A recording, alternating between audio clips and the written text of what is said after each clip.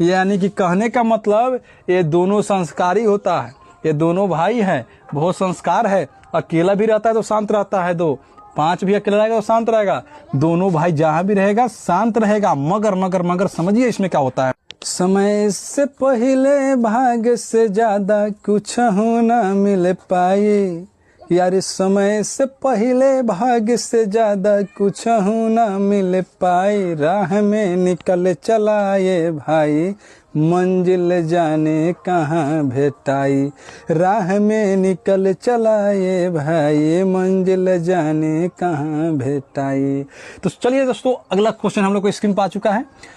बोल रहा है 13/72 यानी कि 13/72 का दशमलव प्रसार क्या है? शांत है क्या शांत है, इसी को बताना है तो साथी को। तो क्या करना है, हमेशा आप लोग याद रखिए, पहले कंसेप्ट को समझिए।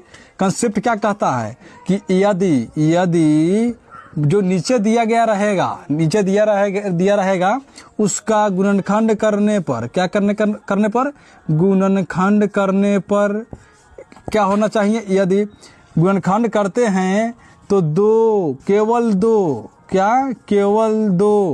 या केवल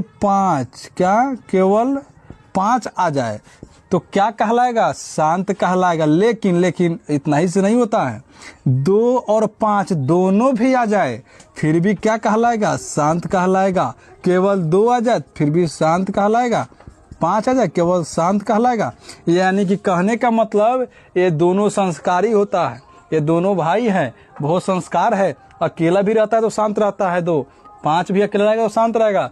दोनों भाई जहां भी रहेगा शांत रहेगा। मगर मगर मगर समझिए इसमें क्या होता है।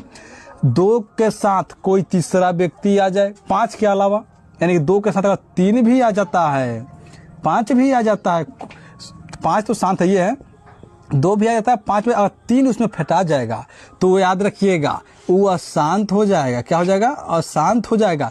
यानी केवल 2 या केवल 5 या 2 5 दोनों रहे तो क्या कहलाएगा? शांत। मगर दोनों भाई के अलावा, यानी 2 और 5 याद रखिएगा, दोनों भाई है कौन कौन?